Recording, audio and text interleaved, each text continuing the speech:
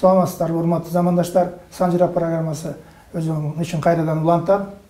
Эмесе кыргыз элинин тарыхына, санжырасына кызыкканда жакыныраак отуруп, кыргыз элинин чоң урууларынын бири болгон Солто элинин санжырасын угуңуздар. Мен бул студияга келген Солто элинин урпактары келип отурат бияка. Ушулар менен тааныштырып коеюн. Оң жагымда отурган Шаршенов Ормон Аксакал, коомдук ишмер, жазуучу, акын, Айтамга коомунун тең төрагасы. Сол жагымда Чыныбаев Адамкалый, коомдук ишмер, Солто коомунун ардактуу төрагасы. Куш келипсиздер. Мына биз дайыма айтып келебиз, бул кыргыз элинин санжырасы, бул өзүнчө бул чоң тарых, көп басып өткөн жол. Бул Солто эли кыргыз элинде баягы 4 уруу, чоң уруу десе, ошо 4 уруунун чоңдорунун бири болуп эсептелет. Ушул Солто уруусу жөнүндө анын келишип чыгышы, анын жайгашышы, Солто элиндеги эле кыргыз элине кылган жакшылыктары, баалуулуктар жөнүндө сөз кылып берсеңиз, анда сиз баштасаңыз болот го дейм Армансакал. Келип чыгышы, Солто өз уруусу кайдан келди, кандай пайда болду, ошо жөнүндө баштап берсеңиз. Тынчтык эми биз же тарыхчы, же баягы терең билген санжырачы болбогондон кийин коомдук ишмер катары жана өзүбүздүн доорубуздагы, заманыбыздагы бүгүнкү күндөгү ата-бабабыздын басы ким экендигин билип алыш боюнча кызыккандардын бири катары билгенибизди ортого салалы. Чакырганыңыздарга чоң рахмат. Биздин ортобузда айтылуучу сөз ооба. Солто уруусу кыргыз элинин ичиндеги ири уруулардын бири экендиги бул калетсиз чындык. Анткени муну биз өзүбүз эле айтып аткан жокпуз. Муну ушул жалпы кыргыз казакка белгилүү болгон Чокон Валиханов 1854-55 жылдары ушул кең Саразөн чүйгө келип, ал акыбалынын ушул орус элинин географиялык коомунун тапшырмасы менен келип кыдырганда, Солтону кыдырып чыгып, Саразөн чүйдүн баш аягын көлдү кыдырып чыккандан кийин бир ойго келгенде, анан өзүнүн бүгүнкү күндө 2-томунун 142 бетинде мындай деп жазылганы бар экен. Солто эли, род Солто народообразующий, государствообразующий племя деп жазгандыгын бул калетсиз чындык катары айтып койсок болот. Ал кишинин оозунан чыккан сөз. Жана бул Солтонун эми ата-бабасын азыр көпчүлүк элдер абдан жакшы билишет. Солто өзү Долон бийдин агуулунан, агуулу болуп биз оңго бөлүнөт экенбиз. 10 уруу ушул оңго киргизип жүрүшөт. Кээде 9 болуп калат. Ар бир санжырачынын билгенине, жасылганына жараша. Эмне себептен Солто уруусу Айтам калуу, ак желектүү болуп калышынын себеби дагы бул өзүнчө бир тарыхка көз салса болот. Себеби Эштек Богорстандан Эштектен Солто, Солтонун 3 баласы Күнтүү, Култуу, Ча. Мен Күнтүүнүн улуу баласынан болом, кичүү баласынан Чаадан болот. Эми ушул 3 балалуу болгондон кийин санчы бул чүйлүк деп энциклопедияда, кыргыз тарыхында Рустамбековдун Чоротегиндин китептеринде жазылып жүрөт. Кыргыз тарых энциклопедиясында санчы шу 14-кылымдын аягында 15-кылымдарда жашап өткөн сынчы киши экен. Ошого сындаткан балдарын. Солто балдарын сындатса, жанагын тип Белек Солтоноев жазгандай, биздин көрүнүктүү тарыхчыбыз Бегималы Жамгырчынов жазгандай, Сапарбек Закировдун китебиндегидей айтылат, ошто Күнтүүнүн аттары күлүк, кыздары сулуу, өздөрү манап эл болот, деп жазылганы мен подчеркивать этип койдум китепте. Андан кийин бул Күнтүүнүн, анан Култуу эли өнөрпоз, шайыр, ырчы, комузчу, шайыр кишилери көп чыккан эл болот, бирок тукуму азыраак болот деп айткан жери бар. Анан негизи дагы бир бала болуш керек эмеспи сенде дегенде, ошол убакта Ча боз үйдүн боо жибин кармап минтип тура албай жөлөнүп турган экен. Кийин дайыр бала болуш керек эмеспи деп, эми ал бала кичине орукчан эле тиги бу деп ошентсе чаны көрө коюп, могул бала болуп жүрөсүң, о чаа деген уулум ушул, окуй үстүн жапкыла сын тайып кетип жүрбөсүн деп үстүн жаптыртып, анан ошондо чаа жөнүндө токтолуп айтат. Мына накта сенин ордуңду басчы ушундан чыгат деп. Эми мунун чаанын өз баласы өстүк менен отургандан кийин мындан аркысынан ал өзү айтып берер. Мен ошо улуу баласы Гүнтуудан айтып берейин. Гүнтуудан кимдер чыккан? Гүнтуу Жетирүү Гүнтүү деп коебуз.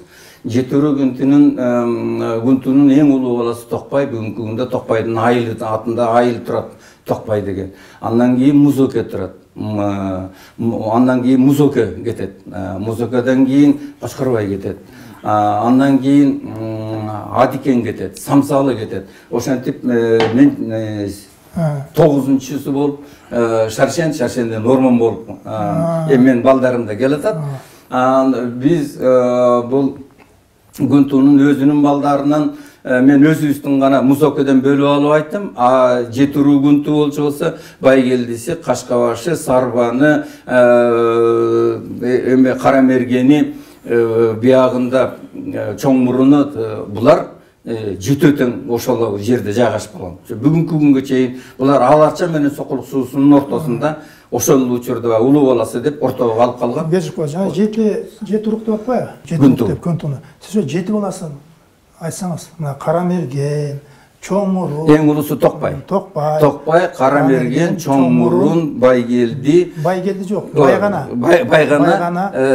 Кул болду. Төрө. Кашкабаш. Жок, Кашкабаш ал кийинкиси. Төрө. Жети урук болот силердикичи. Төрө. Кашкабаш эмес. Кашкабаш ал тиги Байгананын Кашкабаш Сарман. Байгана Сармандан. Байгана Сармандан чыгат. Сиз ошол эмнеден Токпайдан турбайсызбы? Ооба. Токпайдан. Жакшы. Мына ушулардын ичинен эми бүгүнкү күнгө чейин келгендерден Гүнтүү өзүнүн басып өткөн жолунда мындай тарыхка бүгүн таанымал болуп калгандарынан Бегималы Жамгырчынов бул биринчи университетти түзгөн киши ушул. Университет, Кыргыз университетинин бул педагогика болуп, институту болуп туруп, бул Гүнтуудан. Бул Гүнтуудан. Мындан тышкары Айдарбеков Иманалы бул Гүнтуудан 1896-жылкы бул Айдарбеков Иманалы бул да Гүнтуудан. Иманалы ушу Гүнтүү урусунан чыккан балдары да. Анан кийин жанагы Гүнтүүнүн жана аттары күлүк деп Санчин Сынчынын айтканына далил катары болуп, бу Шабдандын ашында чабылган 1912-жылы 50 километрге чабылган 103 аттын алдына чыгып келген Көкчаар Гүнтүүнүн күлүгү. Көкчаар Гүнтүүнүн күлүгү болот. Шабдандын ашын башкарууга, Шабдандын карашын башкарууда чакыргышып сүйлөшкөндө Сагынбай башкарган муну. Бу да Гүнтүү. Анткени Ормонду хан көтөргөндө, Ормонду бул Көтмалдын жээгиндеги саздага хан көтөргөндө Сагынбай базаркул болуп баратышып, тисме алып барып берет экен да. Мына Гүнтүү уруусуна мынча, Солтонун бул баласына мынча деп тисмени алып барып баратканда Базаркул тисмени калтырып кетиптир. Атты окуй, мен тисмени калтырып коюп турмун, эмне кылам дегенде Сагынбай ошондо 19 жашта экен. Сагынбай ага капа болбоңуз, азыр отурабыз дагы жазабыз деп. Кантип жазасың? Мен жазам 3400 кишинин атын. Мен да кошумча алып коём. Бул сизде жети урук деп атпайбы? Ошонун бир баласы Чоң Мурун. Ошонун Кутулмуш деген баласы бар. Кутулмуштан төкө сатып алды дейт. Сатып алдын Сагынбай жана сөз кылып атасыз. Сагынбай ошол Мөкүш менен чоң окуган медреседе. Шабдан ошону көрүп жүрүп, анан ошону айтпады, ушул менин ашымды башкарам. Сагынбай жөнүндө айтпады. Эми сөздү мен баягы Гүнтүүдөн чыккандарды гана айтып атам. Айтып коеюн деп. Адам калса, сиз чаган тукум экенсиз, жана айтып атпайбы? Баягы Гүнтүү култунума аксакал туура айтты. Бай мындан эме чыкпайт. Булардан оюн жокко аты күлүк, кызы сулуу болот. ишмер өзү оюнчок өзү манаптар болот.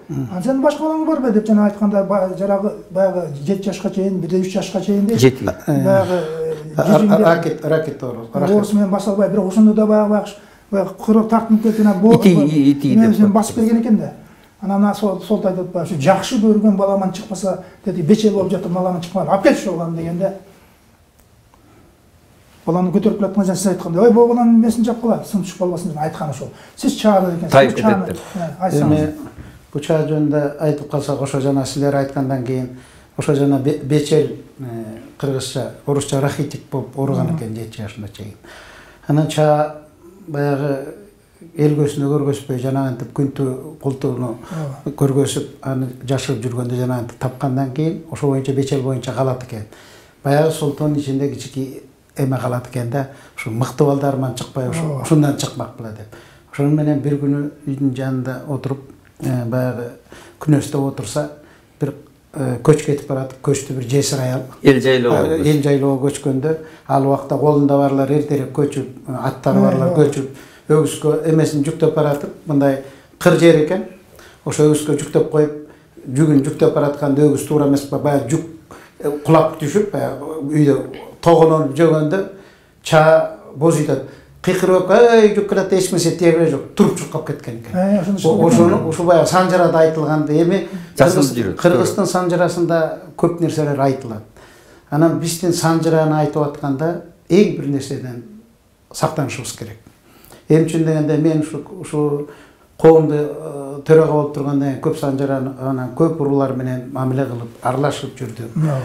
Анан ушу санжара жазганда эле ар ким өз атасын мактап жазып эле, калган аталар жөнүндө, калган уруулар жөнүндө туура эмес сөздөрдү айтып коет. Ушуну менен биздин тарых көп нерсе такталбай калышы болот. Ошондуктан колдон мен сиздерге бир ыраазычылык билгизип коеюн, санжар аракет кылып атасыз. Ошондо да сизде да жазылган баягы датасын, күнүн баардыгы, мисалы Европада мен абдан кээде ызы болуп кетем.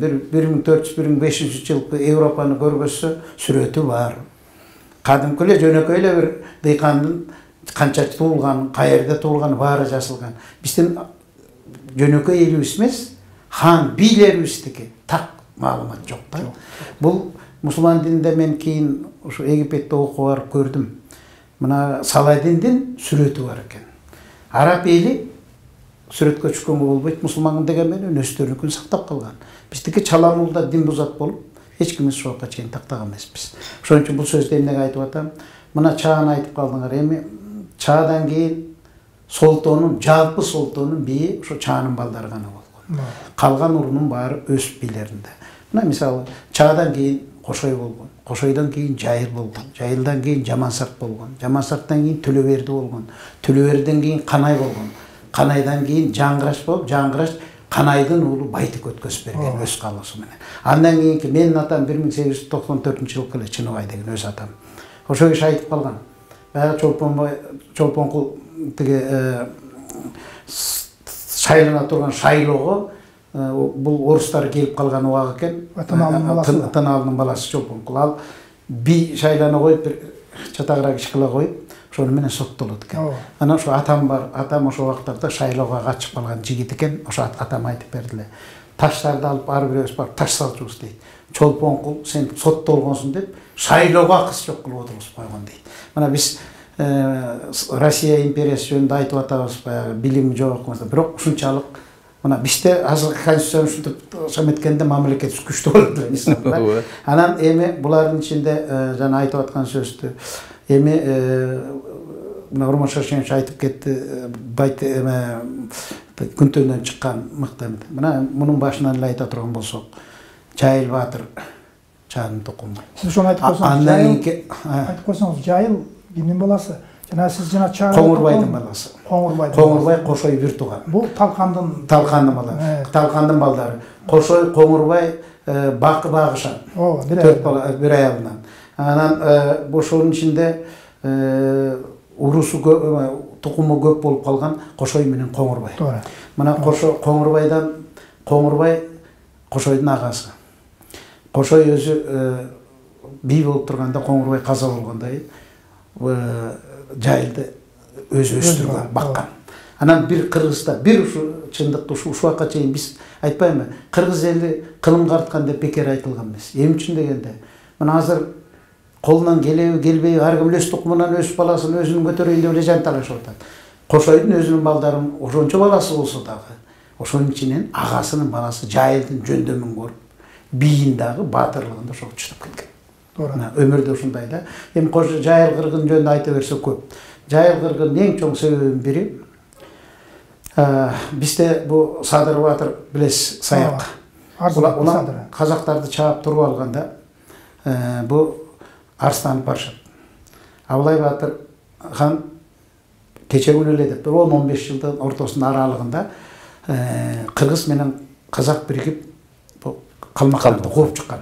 Кече күн чогуу чабышып жүрүп, ушугантип болсун десе болбой, анан кийин жанагы бура акыны ким эле Бухар Жырау. Бухар Жырау деген акыны анан айтып келип, ыры менен айтып, мынакей Берди кожоңду аңга тыктым тиги бу дегенде, нени сен алам сарт деген сарт, жаман сарт дегени Абылайды өзбектер кармап зынданга салып койгон жери бар экен. Ошого чыган. Кана аттан кыла деп. Жери ушундай экен. Анан ошону келет дагы бир чалгындап чыгып 40 жигити менен келатса Жайыл Батыр кармап алат. Кармап алат дагы Жайыл Батыр десе, ой, эм башына алып койсо болмок экен. Дегенде Жайыл Батыр айтат, ой, мен кече күнү сен менен чогуу жүрсөм, мен калмактар канчалык алыс кетти, чалгындап келатам дегенде тайын союп конок кылып жөнөтүп ийет. Андан кийин бу Абылай кол салганы келгенде Кыргызды мына ынтымагы жок бир шарты болуп калган да. Сен биз менен кеңештиң менен кой бергенде эмне кылалы деп келбей койгон. Шуну менен Солтон 5000дей жигити кырылып калган. Мына кабар бербей калды. Жок, кабар жеткен. Таарыныш бар да, сен бизди конок кылып кетиргенде кеңештиң белең, же конок кылганда кеңештиң белең. Эми согушка келесем де кеңешесиң деп, ошондо биринчи Садырдын башын алып келгенде, ай кабыланым деп жайылы көзүнө жаш алган экен. Эми бул мен өзүм атам кичкенче санжарачы киши эле, азыр өкүнөм, көп нерсени жазып калбагам, уккан сөзүм да. Анан эми ошондон келатып, жайыл эметкенден кийин, жайылдан кийин жаман-сарт болот дагы, жаман-сарт Канайга өткөзүп берет. Канай Төлөберди өткөзүп, Төлөберди Канайга өткөзүп берет, улуу баласына. Канай бир чоң жыйында, бул анда Оли ата деп аталчу экен, азыр Тарас болуп турат. Ошо Жамбылда чоң эме болуп, анан кийин бу китепке жазылды, Жаңгырашпи деген китеп чыкты.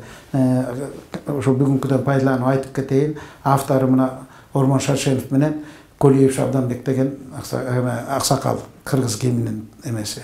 Бүгүн албай келип калыптырмын. Ошо китепке бу жазылды. Ошо Жаңгыраш 19 экен. Анан багы эме кылгандан кийин бир кыргызга кун салат экен.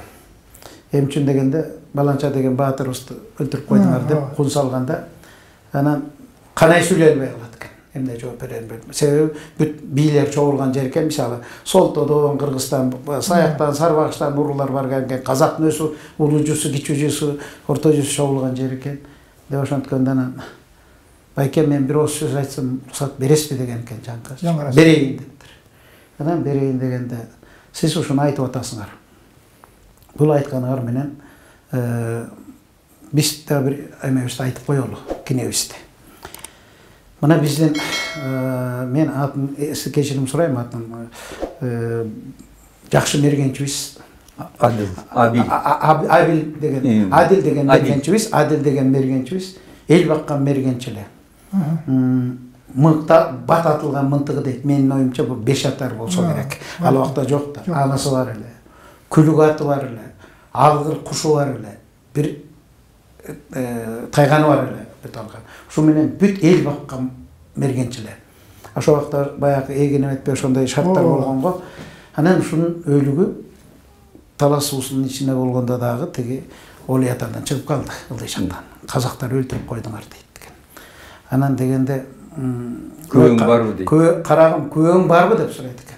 Бар мына Сыпатай Батыр.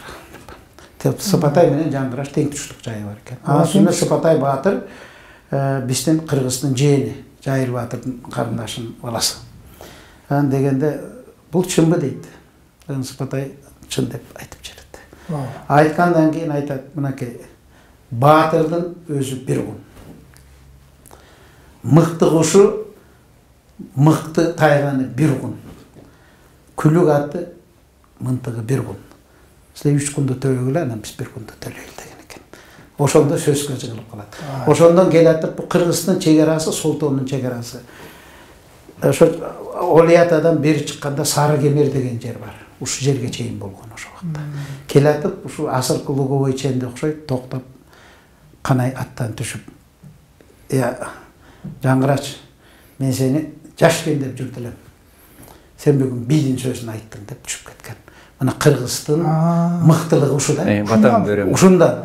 Кийин канай каза болгондо эми. Жок. Канай ошон үчүн Жаңгырач бийди эң үчүн мына азыркы Соголук районунда Жаңгырач айыл аталып калды. Ошо айылга күмбөз салынды. Өзүңүз барып көрүп кеттиңиз. Ичине барып көрдүңүзбү? Жок. Барып окуп көрсөңүз, ошо жерде жазылып турат. 40 жылы сол элине бий болгон деп. Ошону менен Жаңгырач би 19 жашынан 59 жашка чейин бий болгон. Андан кийин кен мынчалык тарых болом бирөтөл айтып коеюн.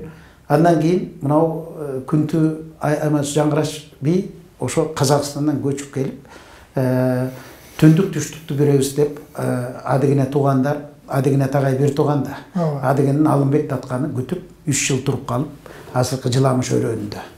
Ошо жерге туруп калып, анан кийин сууңар эркек суу экен деп бул Күнтүнүн түз деген жер бар. Түз деген жер бар. Күнтүнүн жери. Үстүндө. Мага эми жалпы Солтоонун бийи болгондон кийин ушу жериңер сууңар эркек экен, мен ушу жайына мага бергиле деп алып койгон. Жана Байтик Баатырдын таарынчы Базаркулдун кетишинин 2 себеби бар да. Жаңгырач бий алып койгондо дегенден тигилер добровольно өспейин уруксат берип калып калат. Анан кийин ошо жерде Көнөк деген бу Күнтү элинин чабын жайыты бар. Ошо жерге ат чабып Ботакан деген эмене чоң ат чабыш болуп, Байтиктин аты чыгып келет. Керкашкасы. Чыгып келгенде көк шалкы же көк шалкы, Керкашкасы кийин экен. Көк шалкы. Дегендеси көк шалкы. Көк шалкы. Ошо көк шалкасы чыгып келет. Көк шалкысы чыгып келгенде Байтик өз жүрөгү кеткен экен, кечигип келгенче байлатып алат. Анан байлатып алганда Канай менен Эшкожонун тукум бирдей да. Чабышабыз болгондой биздин атты байлап алат дегенде Байтик малы эсин тартыптыр. Аны агамды капа болуп атасыңар да.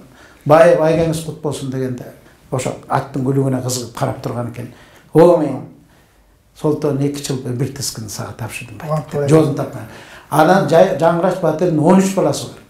Балдарынын баары ошого таарынды. Биз турсак эми үчүн деген ошондой жана кыргызда айтылган сөз жүрбөйбү? Ээси келсе бээсин бер деген сөз бар. Мен мынау кошумчалап коеюн. Анткени Солтоонун балдарынын Жаңгырачтын дагы бир жанагы эмне үчүн 40 жыл бий болуп турганын себеби андай бий болгон бийлер жок Жаңгырачтай. Бул богу менен сарбагыш чабышып атканда кудасы келет. Ай, ушинтип сарбагыштар чогулуп мага киши жибериптир. Келип таарынып атат мага, үмөталы таарынып атат. Атамдын кунун алганга катышпай койдуң деп атат. Анан кантип эметеримди билбей ушу сага келдим. Сен барганга жардамдашасыңбы деп Жантайга келет. Жаңгырачка келет, Жантай. Кудасы да. Анан келгенден ара үйлөнүп, бир ойлонуп туруп, ал туура болбой калат. Бирин-бири чапкандан, бирин-бири кыргандан кыргыз көбөйүп кетпейт. Өлө турган хандык өлдү. Ханда кум болбойт. Сен ошого катышпагын дейт. Анан эне кандай кылып катышпайм дегенде, амал мен табам, сен бара бергин. Анан чакырып келет дейт. Ал үйүнө жеткенден кийин анан айтат: "Бактыгүл деген кызыма сен сөйгө салбадың беле?" Келип ошол келиниңди алып кеткин. Алып кеткенде дагы ошол сарбагыштын тынайынын мен дегендерин баарын алып кел десе, ал 60 киши менен келет. Ана 60 киши келери менен Жаңгырач аттарынын баарын аттарды эс алсын деп чогултуп туруп жайлоого айдап жиберет дагы, өздөрүн алып калып туруп, анан кийин 40 күн кыз оюнун өткөрөт. Ошентип тынайлар бугун менен сарбагыштын чабышына катышпай калат. Бул жөнөкөй социалдык маселеден саясат кылып туруп бул элинин аман алып калышына түздөн түз катыштырбай коюшу да туура. Мына ушундай көрөгөчтүгү болгондо, мунун көрөгөчтүгү ушундай. Экинчи, жаңгырач мына бизде Жайыл баатыр деп айтып жүрөбүз, Байтык баатыр деп айтып жүрөбүз, жаңгырачты баатыр деп айтпайбыз. Бул тарыхый кемчилик.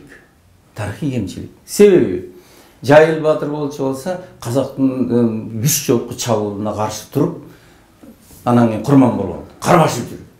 Байтык баатыр болса, Рахматулланын башын алып, анан кийин баатыр атанып калды. А жаңгырач 45-жылы күзүндө келип Кенен Сары Норозбай болуп 13 бий менен келип туруп кол салат. 46-жылы алар Жамангараны 15 жигити менен чакырып туруп, Шоорок аркалуу чакырып, конокко деп чакырып, бул балдарды жайлайт. 47-жылы жаз айларында чоң кармашууга башталганда Ормонхан ошондо Байсорунда жатып, бир топ күн кечигип келет. Жаңгырач ушул 3 жылы бүткүл Кыргызга кабар берип, саяктардан, моңолдордон, чериктерден, мундуздардан, кушчулардан, саруулардан, кимден гана ол баарынан тең кол жыйнайт. Ошол колун жыйнап 2 топко бөлөт. Бир тобу Бөрүлүдөгү Ора башыда болот, бир тобу Токмоктун үстүндөгү Ора башыда болот. Кызыл суунун ар жагында. 2 жерге коет. Анткени бияк башынан колсоларын билет да, биякка бирди коет. Бул Таластан келген туугандарды, саяктардан келген 4000 колду ушул 200-200 болуп атчан болуп келе беришет да. Аларды биякка жыят дагы, тияктан келгендерди, чериктерден бери, ат башылык саяктардан бери келгендерди, аларды тиги Кызыл суунун башындагы Ордо башыга жыят. Мына ушул стратегиялык кылып өзү 3 күн берде болуп, 3 күн терде болуп ушинтип турат да. Анан кийин жанагынтип Кенен Сары Норозбайды 13 бий менен аскер менен колго түшүрөт. Мунун башын ал убакытта мусулман дининде мындай экен. Эгерде эркектин башы аял колдо болуп өлсө, эркек аял колдо болуп өлсө, ал бейишке чыкпайт деген. Анан кийин баягыны боз үйгө камап коюшат дагы. Ормонханга жолугам деп тиги күтүп жата берет. Ал Ормонхан кетип калат. Кетип калган аттың ая болбой калган экен деп түшүнөт. Анан кийин жигиттер келип туруп боз үйдү көтөрүп жиберишет. Көтөрүп жиберип анан аялдар өлтүрүшөт муну сайгылап. Аялдар кесет башын. Аялдар кесип туруп башын, анан Жамангаранын энеси бергиле мен бышырам дейт. Жамангаранын энеси? Энеси. Жамангара 21 жашында болчу. Болот 23 жашында болчу. Ошентип жанагы баламдын күйүтүн, эки бөйрөгүн, түрүлө эки бөйрөгүн сууруп алгандыгы үчүн баламдын күйүтүн деп таң атканча отуруп баягы башты бышырат дагы, таң атып күн чыкканда мына эми көксөм сууду деп айтат Жамангаранын энеси. Анан ошол башты жанагы Жантай кудасына берип, Жантай кудасы аркылуу анан жанагы орустарга жөнөтүп жибергендиги ошондо. Мына ошондон улам хандын башын хан гана алат да. Кардын башын кар жутат, хандын башын хан жутат деп айтат элибиз. Туура айтасыз. Ошон үчүн жаңгырачтын баатырдыгы жөнүндө ал жерде жазылган. Жаңгырачтын сөзү күнү бүгүнгө чейин айтылып келет. Толкубай көлдү толкуткан, чаппай элди коркуткан, айтамга солто элим бар. Качырып келген душманга кайратуу күчтүү демим бар. Артымдан келген муунга айта турган кебим бар деген сөзү бул жаңгырачка тиешелүү. Мына накта элдин жетекчиси, элди бий болуп башкарган кишинин бирден бир өзгөчөлүгү, эң акыркы өзгөчөлүгү. Бийликти Байтыкка бергенден кийин туугандарынын ичинде өйдө төмөн сөз көп чыгат. Бала акырасынын ичинде тигинтиң минтиң аттын бир тесегине берип койдуң, ана мына деп. Анан болбой жанагынтип адам калы энем айткандай атасынан алган мен баласына өткөрүп бердим деп, кыйын болсоңор Байтык боло албайсыңарбы силер деп айткан. Рахматулланын башына ондай алып келбейсиңарбы анда силер бирдемени эрдик кылып деп коет. Анан 59 жашында 60-ка чыгарында Таластын башына көчүп кетет. Сиз да кошулуп каласыз. Маареке айта турган сөзүм, сиз жакшы айттыңыз. Жамангара тиги кантип колго түшүп калды? Жамангара эми Жаманкара баатырлыгын айтып жүрөм эткен жана Шорук деген бул улуу жүздүн эмеси менен жакшы жолдош болгон. Дос болушкан. Дос болушкан, жакшы катыш. Кенесарыны билет. Баягы суратканда билесиздер да, жибергенде кимдер Кенесары орусбайлар кана кимиси бар экен дегенде бир кайрычын жиберген. Бул жөнүндө мен бардык айтылып жүрөт. Теге ээри атынап аткан, көчүгө ээринип аткан баары жоокерлер экен. Анан сыпа десең сыпа, эстүү десең эстүү, баатыр деген жаңгырачы бар экендигин. Сен эмнеге мени коркутуп атасыңбы деп келген тыңчысын башына алып коет. Анан баатырлары ким экен дегенде ушу жаңатылардын эң башкы эсебинде Жаманкара. Бөлөкбайдын бөрүлөрү деп аталганда, Бөлөкбайдын бул талкандардын ичинен эң улуусу Бөлөкбай. Эме Чаанын ичинен. Бөлөкбай, Талкан, Жочалык, Тата. Анан Бөлөкбайлар Каракчы деген атын бекер алып жүрүп. Каракчыда бекерин алган эмес. Анын үстүнө бул казактар менен чек аралаш болуп бат-бат мал тийип турган баягы эмелери бар. Ошондой зат ким болду? Өзүнүн аты ушу Жаманкара деп эле айтылат. Жок, Бөлөкбай да, Каракчы. Бөлөкбай аты. Кайман аты Каракчы.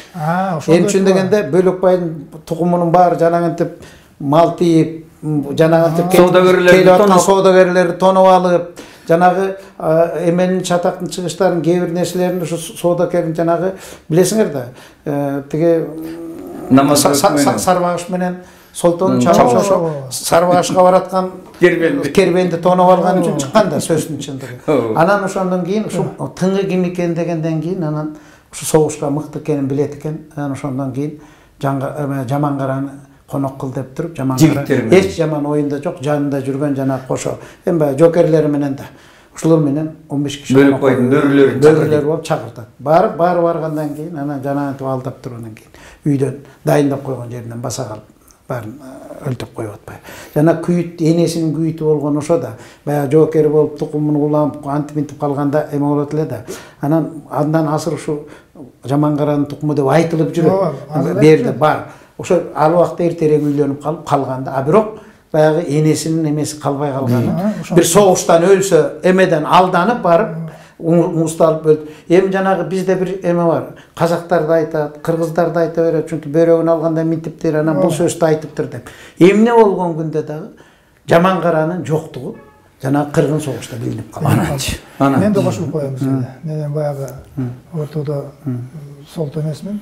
Бул жалпы кыргыз элинде Жаманкара баатыр деп Солтон ичинде эмес, бул жеке эле кыргыз элинин баатыры. Жаманкара тиги айтып жүрбөйбү, көлдө да мурун мен жаш кезимде угуп калсам, Жаманкара жана Шорукка алдап келип чакырып барып, Кенесары душманың келди, үйдө отурат дебеди. Анан баягы үйдү курчап калганын Жаманкара түшүнгөндөн отура берет экен. Келип отурганда Кенесары айтып, "Баары бизде баатырбыз. Сен өңгөчө эмне баатырлык кылдың эле?" дейт. Анан Жаманкара айтат, "Өңгөчө мен 3 баатырлык кылгам." Кандай баатырлык дейт? Биринчи баатырлыгым өңгөчө баатырлык деп атат да, баары баатыр. Биринчи баатырлыгым денеме отурап, кышында отуруп чыкканда 5 жылда тырмап койгон эмесмин. Бул баатырлык экен. Тон жамын отуруп алган. Ой, денеге отуруп чыкса, бир тырмап койбосоң, бул чоң баатырлык деген да. А экинчи баатырлык эмне болсоң? Экинчи вот жанагы сиз ошону айтып атам, ошону айтсаңыз болмок да. Мен ошону айтып, мен айтып келгем. Анан экинчи баатырлыгын дегенде ушинтип бир эмеде эметип калсам, үстүмө уктап бир жоо чап келип чарта уктап калган экенмин. Бүт кабат катыры менен бир 10 кабат болуп чиркей чагып аткан экен, ошону сезбей уктап калган экен. Анан 3-үнчү баатырлыгын дегенде дагы ушинтип суугарып антип келип дагы уктап калсам, ойгонсом бир кара чаар жылан оосума чуктап калган экен, башын оосума салып жатып калган экен. Ошону эми кыймылдасам эметпесинчи деп башын тирчиштеп туруп жүргөн. 3 баатырлык деп айткан экен. Туура. Эми күч бара оңолот дегендей, уланбагыл убакыт өткөн сайын Гетенин айткан сөзү бар да. Биз бүгүн тарыхты козгоп жатканыбыз, биз жаңы фактыларды таап, анан кийин ошол тарыхты бурмалайлы деген ойдон алыспыз дейт. Биз бүгүнкү күндө кийинки муундардын көз карашы, ошол мурунку болгон көз караштары, жаңылыктарды угуп, көрүп, билип, окуп, толуктап, биз ошону жаңыча көз карашты жаңыртып гана айтканга акыбыз бар, а бурмалап жазууга акыбыз жок деген Гетенин сөзү жана китепте жазылды. Бул чындык. Туура. Сиз эми баштасаңыз, Бореке ча деп атпайсызбы? Биз аксабакас болуп эле жанагы жоо чалыш деп атпайсызбы? Ушуга да токтолуп койсоңор, катар менен кете берели. Мына талкан Бөлекбай жоо чалыш деп атпайсызбы? Жоо чалыштан да бир топ белгилүү кишилер чыккан. Жоо чалыш жөнүндө айтсаңыз, бул кайдан? Бул ар кайсы сөздөр болот. Жоо чалыш кимдин баласы? Жоо чалыш как раз мынакей чаанын тукуму. Мындай жоо чалыш чаанын 3-чү баласы. 3-чү. Анан кийин жоодон келген чалыш деп, анан ушул жерде азыр абдан бир сөз туура. Байбиченин көрө албастык менен койгон аты да бул. Тиги жоодон келип антимиткенден тиги колго түшкөн бул башынан болуп келген тарыхтагы окуя да. Баягы чаап алган жагында сулуу келиндерин алып келип тиги балдарына берген. Ошону тартуу кылганда, ошо тартууда келген келинден төрөлгөн бала. Ошону менен жоодон чабып келгенден кийин жоо чалыш болсун деп байбичелер дайыма. Мен мына бир гана нерсе табышмак кылып коюшкан. Мына бир гана нерсени айтып коеюн. Мына Эшкожонун Төлөбердинин балдары. Биринчи аялынан Эшкожо, Канай, Чыны, Карбоз. Экинчи аялынан Алапай, Жандөбөт, Мандөбөт. Байбичелердин Татыбек ал 3-чү аялынан. Мына тиги Токолду басмыртлаш үчүн Алапай деген иттин аты, Жандөбөт деген иттин аты, Мандөбөт иттин аты. Мандөбөт, Жандөбөт. Ошо көрдүңүзбү? Бу баары бир баягы күнөлөшүп болгондон кийин күнөгатынын сөзү менен жоо чалышты деп атап койгон. Жоо чалыштан мыкты чыккан адамдар азыр көп. Мына азыркы эле заманда Кенен Белек. Кененде мынакей Бишкек Баатыр.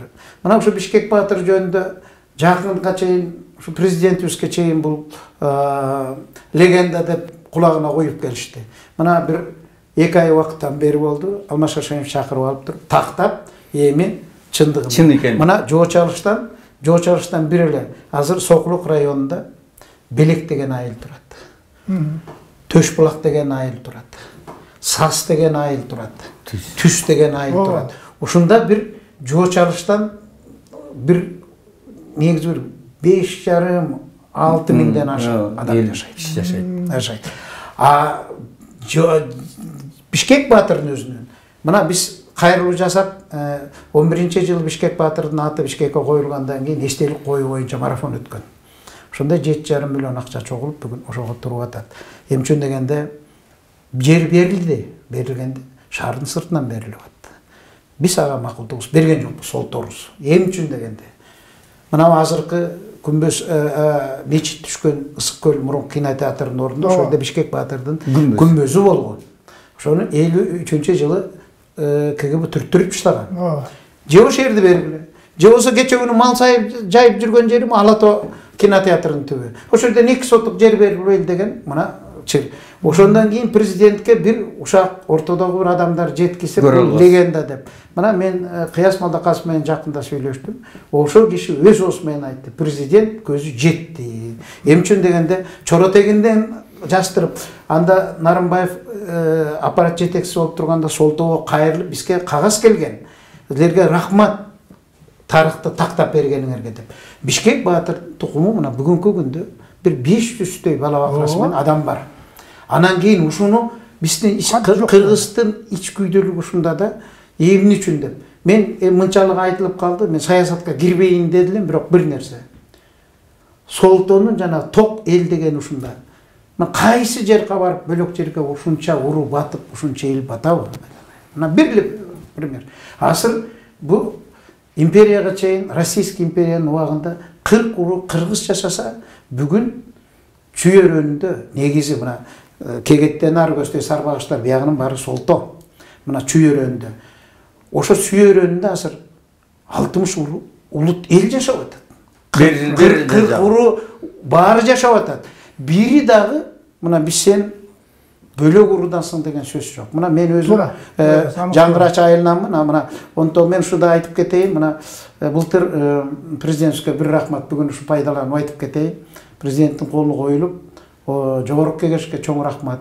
Эмчүн дегенде өкмөткө рахмат, ошондо Темир Сариев башкарып турду эле. Эме болуп 19 жылдан бери айылдын атын, проспект, көчөлөрдүн аттарын адам атынан коюлга мораторий тыюу салынган. ошонун баардыгын биз Санкт-Петербургдун архивинен таап, жалаң эле айыл жаңгырачы айыл эмес, уез жаңгырачатында уез экен.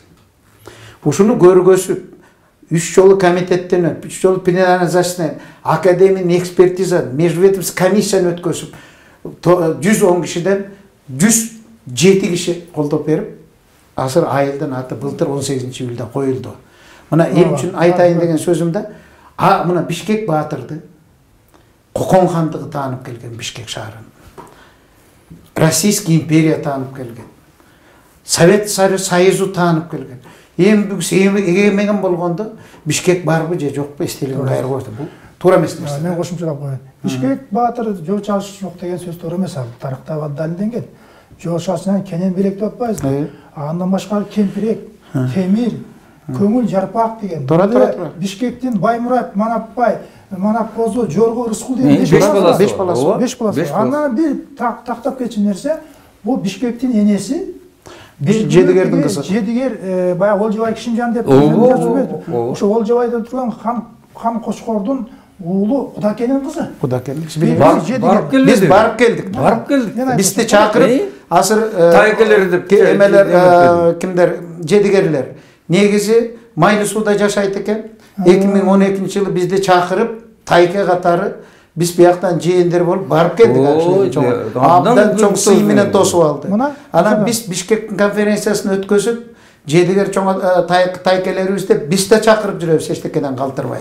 Ал туура, анан эми ушул нерсени, аппак нерсени көптеп ортодо буса коюп атышат. Бул чындык. Эми сиз да кошумчалап коесуңуз. Бу жерге бир кошумчалай турган нерсе, биздин өкүнүчтүү, ар ким өзүнүн көйгөйдүү тарыхтагы айтыла турган кишилерди айтат экен да. Мисалы үчүн ушул күнтүү балдарынын ичинен Аснаналы Толубаевдин ысымы такыр айтылбай калат да. Муну андан кийинки шайлангандарга оодарып коюп, жанагы Абдыкадыр Орозбектикин, Иманалы Айдарбековдикин тигиге жабыштырып койгондой болуп атышат да. Бир себеби Аснаналы Толубаев 1938 жылы Кыргыз Республикасы болгондон баштап председатель Президиум Верховного Совета Кыргызской Республики болот. Бул өзү күнтүүнүн чоң мурундан. Өзү сельсовет болуп иштейт, дегенде темир жолду иштейт, анан сельсовет болот, анан кийин башкарма болот. Башкарма болуп турганда анан председатель Президиум Верховного Совета Кыргызской Республики болуп 1938 жылы. 39-жылы бул мына боомдун жолун баштайт. Анан кийин тетиги чаарык бар да, жанагы азыр эмеде турбайбы, Кичигеминдин башында чаанын арыгы бар. 16 километр чаарык деп атылат. Бүгүнкү күнгө чейин чаатанын арыгы, салдырган арыгы деп биртип. Баягы ошол жолду бойлоп турган жол салдыртып, бул Ырбачыга чейин жол алып барат, темир жолду салдыртат. Чоң Чүй каналын салдыртат. 38-жылдан 43-жылга чейин. 39-жылы бул бүткүл союздук декада уюштурулат Москвада. Москвага алып барып 70 кишиге даңк алып берет. Медалдарды алып берет, орден алып берет, лауреат кылат. Жана бийчи, ырчы, комузчу баарын тең алып барып декадан өткөрүп келет. Согуш башталат. Биякта Ленинградтан заводдор келет, оорулар келет. 234 000 кишини кабыл алат. Бүткүл акчаны ошол Союздан жардам бергиле, булар келип атат, тигинтип атат, мынтип атат деп бул бүтүртөт. Ушул кишинин аты тарыхка да айтылбай, жазылбай дегилди. Биз ушуну көтөрүп келатабыз. Анткени өзүңүз тынчтык айланайын, жанагы тарыхка таасын иш салган кишилерди, ошол кайсыруудан экен, сыймыктанчу кишилерди издеп жүргөндүгүңө байланыштуу, сен ушу Бишкек жөнүндө тиммелеп, мындай чечмелеп ийне менен кудук каскандай аракеттеп ошонун так экендигин, ал жаңылыш болушка мүмкүн эмес. Бишкек баатыр болгондо да жоо чалыштын гениндин Бишкектен бөлүк дагы момундай балдары бар деп, дагы 4 баласын айтып, ал тургай Бишкектин 5 эркек баласын айтып, анын ат чабылган атына чейин, мына салынган күмбөсүнө чейин. Яны күмбөсүн трактор менен түртүрүп чыктаса эле жок болуп калат. Андай болушка мүмкүн эмес да. Ошон үчүн жанагы Асаналы Толубаевди да эскерип, Асаналы Толубаевдин эстелиги турат. Мына бул азыркы жаңы автовокзалдын үстүндө Дунган көрүстөнү деген бар. Дунган көрүстөнүнүн күнбатыш жакы дарбазасынан киргенде эле сол жакта турат. Эми аны менен кошо эмне үчүн аерге коюлуп калган? Асаналы Толубаев эмне үчүн ошол жерге коюлуп калган бир себеби бар да. Жанагы ак суу көтөрүлүшү деген бар да, Беловодский пучи. Ошол жерден кыргыздарды айдап келип 2016-жылы атканда 500 кишини аткан жер ошол жерде дөбө турат да. Ошо дөбөнүн жанына койдурган да эстелик. Эми бизден дагы убакыт азайып калды. Биз буну айталы. Бул негизи баягы калмактардан бошогондон кийин Бишкекти жер бөлүшкөндө жана Чуңкурчак деген жерге бөлүштүргөн экен. 1777-жылы туура. Сыкөл кинотеатрынан өзүнүн балдары менен келип, жана Төрткүл деген жерге келип туруп. Жана сиз айтып атпайсызбы, Совет доорунда баягы мүрзөнү сүздүргөндө аңыз калып калган, жана түткөн орус өлүп калган дейт. Өлүп калган дейт. Баягы машинадан, трактордон качып чыккан дейт. Чочуп калыптыр деп жүрөгү ооруп калган дейт. Бул да бекерлик эмес экенин айтып атат. Мына бул тарыхта калып калган нерсе. Бишкектин кызы менимче тиги Рыскулдун аялы болуп, андан Тайлак, Атантай, Тайлак бергү саяктын баатырлар төрөлөп туура. Бул сөз жок. Эми бул жакшы билет сизди бир сен абдан окуп эметип, биз мына өз бугуш айткандай, биз өзүбүздүн уруустук кызгырак канча үчүн гана билип атабыз. А сиз болсо баарын окуп атасыз. Дагы бир нерсе бар. Мына чүй жеринде Солтон жер дейсиңер, ага чейин балага чейин турган бул каякта тарыхтын баарын айтып кээ бирлер эметип калат. Мен айтайын. Мен ошо атам айтпаймынча чыдарышты.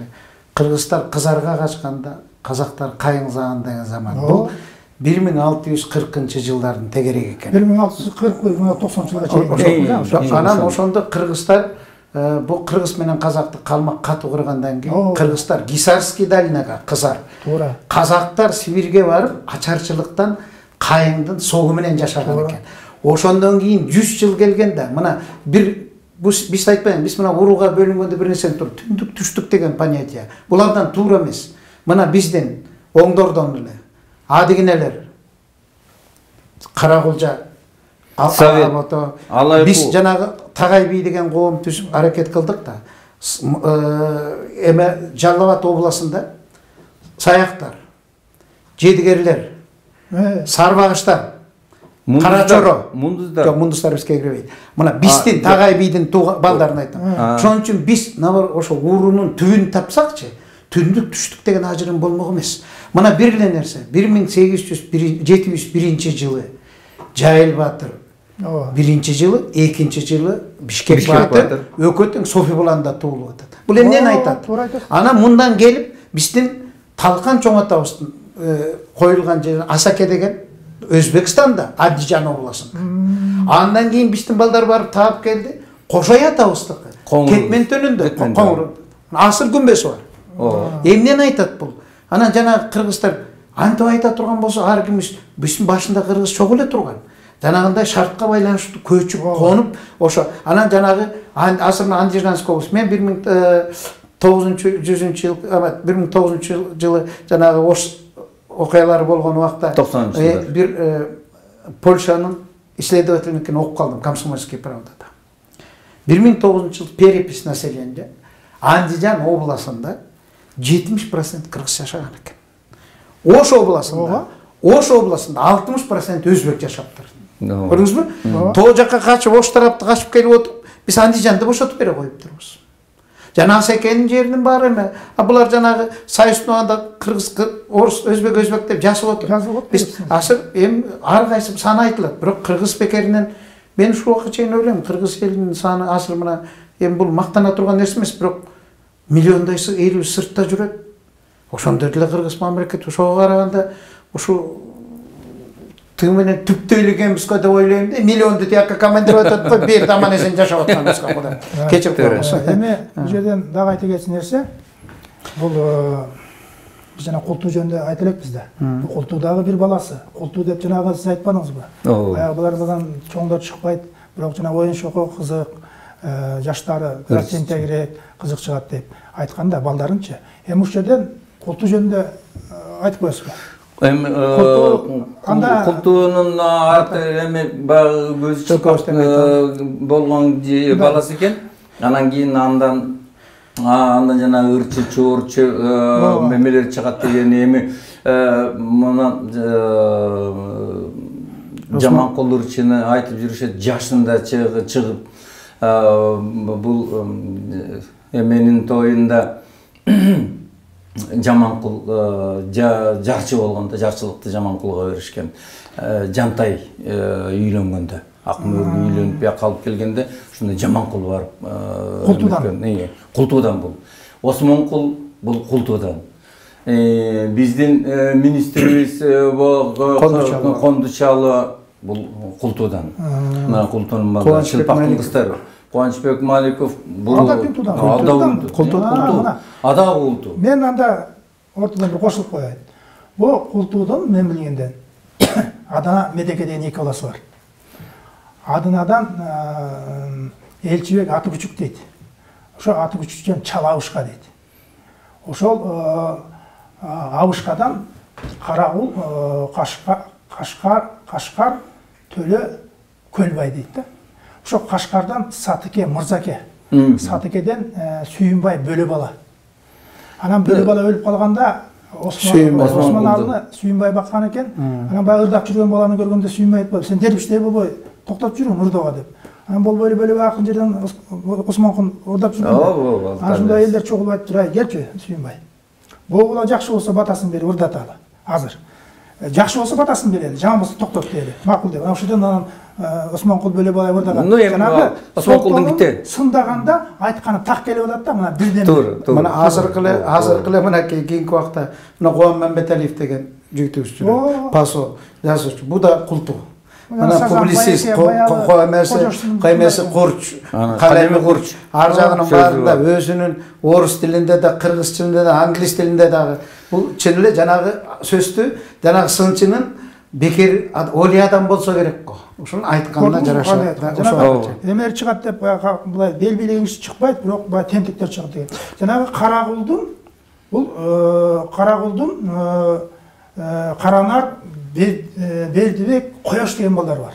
Илгери Акдолонону кышында кыйып туруп, жерге суу кайнатып анан жерге казык кагып, анан ошо балдар эл чогулуп анан баягы суу ичкен. Билесиз да, суурганда Каранар биринчи келип суурган экен, кышында тоңуп калган сууруп алыптыр. Бердикке келип суурганда жарым сындырып салыптыр Бердибек. Анан Коёш 18 жашта экен. Анан Коёшко ошо жарым менен алып туруп көтөргөндө бир мештин ордундай жерге көтөрүп кеткен экен. Ошо элге эле тоң менен кош. Ошо Коёшко көзү тийип, анан Коёштон тукум жок деп. Мен байкап көрсөм Коёштон тукум жок деп. Кенеден жайыл, бөрүбай сынаман деп тукум кетип. Мына көрдүңүзбү кандай баатыр. Мына Култуунда калтырып айтып кеткен деген. Култуун жанагы талкан мынчалык айтылып калды, жана сын жөнүндө айтайын деген. Мына 16-жылкы көтөрүлүштө. Эмне үчүн? Мына бул аяктын баары көтөрүлүп, биздин асыл баш эли көтөрүлүп, бирок бияктан тиги эмелер аман эсен калып. Солтонун балдарына аман эсен калып. Солтонун ичинде Бош койдун Өзбек бай деген баласы бар. Баласы ошону баккан орус жигити бар экен. Толмош деп койчу экен. Ошо жигит тилмеч экен. Ошону барып турганан, бияк солтолор каршы чыкпайт эме деп сүйлөшүп, тийбейбиз деп мен өз атамдан укканымды айтып коеюн. Атам 22 жашта экен.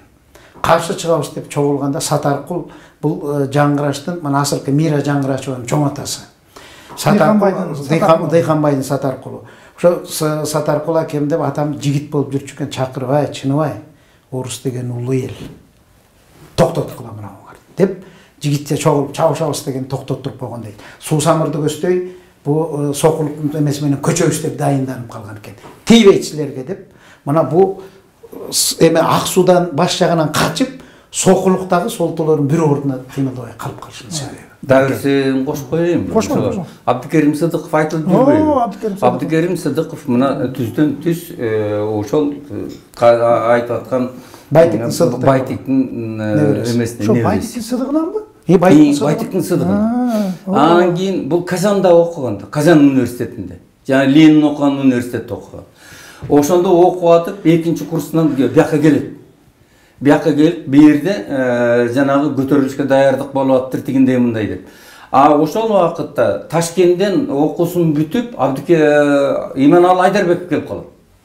Анан Иманалы Айдарбековдон Абдыкерим Сыдыков 6 жаш кичүү. Сүйлөшө калышып, бул келип туруп переселенческий орустарга Иманалы Айдарбеков переводчик болуп калат. Анан жанагы кат келип атат да. Көтөрүлүшкө тигинтебиз, минтебиз, антебиз деген. Анан ошонун баарын тең жанагы айтып турат. Анан ошондо жана Солтоонун элине жалпы жонунан ошо Өзбектин балдары, Байтиктин балдары, Канайдын балдары, Гүнтуунун балдары жакын да Бишкекке. Анан айтышып, момундай болуп атат, момундай болгон жатат, тынчтангыла деп бүткүл айылды токтотуп койгон, ошол болуп калган. Ошону мен үрпөй калган да. Эмне себептен Асылбаш? Асылбаштар ал Акбурада. Акбур Асылбаш. Акбур Асылбаш алар тегерде болуп калат да, суунун боюнан алар барып туруп, тийбегеледе соолу алар барып жанагы тебирменчиси менен балчыларын өлтүрүп суга салып жиберишет. Суунун өлүгү агып келип тияктан чыгып калат. Кыргыздар бизди өлтүрүп аткан турбайбы деп жана Ак суу көтөрүлүш башталышы. Кыргызларга эми дуңгандар. Ак суунун суусу да? Ак суунун суусу. Ошол жерде гана болгондон да. Эми жакшы ушу эмени кылып атырсыздар. Эми тарыхты түштөп кооздогон болбойт. Тарыхты коомдуңузга такташ керек. Сиз ушул нерсени абдан туура кылып атасыз. Биз сизге бир ыраазычылык билдирип атып бир сөз да. Мындан ары да ушундай нерселер эмесек да. Биздеги эми биз өз урубуздун тарыхын айтып атабыз. Бизде дагы жаңылыштык болушу мүмкүн. Эмне үчүн дегенде накталап кагазга жазылгандан кийин кыйын нерсе да. Бирок бизге жеткенин айтып атабыз. Дагы бирөө бизди угуп алып балким айтар. Могу жери момундай деп. Анан такташтыра көрүп туруп, анан кийин анан бир гана нерсени ушу өзүбүз деле 40 уулуу кыргыз деп атабыз. Бирибизге бирибиз ортобузда ал болуп келаткан эме биз эмес мына жаныбызда турган теге казактар деле 300 бири-бири менен чабышып, биз бири менен чабышып. Бирок ошону мынау биздин азыркы жашоого ылайыктап түбүбүз бир экенин такташыбыз керек. Баарыбыз бир жердин баласыбыз. Анан баягы биз өз жасуу болбой калды, тигибу деген сөз менен болгон менен көп жасуу бар да. Ошону көтөрө билиш керек. Мына мисалы мен ушу Жаңгыраш Баатырдын эмесин тактайм дегенде Кыяс Молдокасымов аркылуу сурандым. Алматыдагы архив 1863-жылдан башталыптыр. Орус келип кошулгандан баштап. Анда Жаңгыраш каза болуп калган. Аерде жок экен. Бул тарых Кокон хандын экен. Өзбектер бербей атат, көргөзбөй атат. Эмне үчүн дегенде түп нерсе чыгып калат. Түшүнүп атасыздар. Ошон үчүн мындай да. Анан мен ушу Орус империясын билими жок, караңгы дешет. Мен жанагы тарыхты көтөргөндө таң калдым. Кайсы коктуда кайсы уру башы ким, канча малы бар, канчасы эркек, канчасы кыз, канчасы бала. Анан орусча стога сена быйыл канча чабылган жазылыптыр. Мынакей статистика дегенде. Мен ошон үчүн анан кийин ошонун аркасы менен мына көп биз бөлөгүн койсок дагы ошо Алматыда архивге таянып кийинкисин кички тууралап алсак. Рахмат. Бир ооз кошумча Тынчтыкбек монол жасап аткан эмгегиң абдан тарыхка тактык керек деген сөз менен багыттаптырсың. Өзүң дагы көп нерсени жакшы билет экенсиң. Сага ушул уюштуруп ата бабанын арбагын коскоп ушул элибизге журтубузга Ороз айында ушу бизди чакырып аксакалдар бир билгениңерди айтып бергилечи. Мен билбегеним болсо мен дагы колуман келген толуктайын. Ушу ата бабанын тарыхына туура мамиле карап түскө карайлы.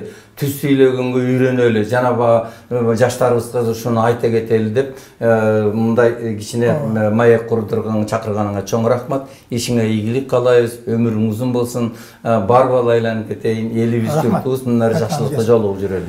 Эми урматтуу замандаштар, кыргызда айтат: баштын көркү жүз, жүздүн көркү көз, ооздун көркү тил, тилдин көркү сөз дейт.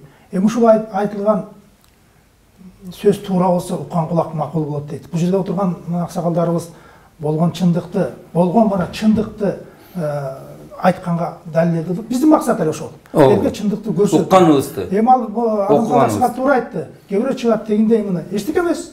Ал такташуу тактык жаралат дейт. Болот анысына. Эми сиздерге ушинтип келип маек берип убактысына бөлгөнүңүз чоң рахмат. Ишиңизде да ийгилик болсун.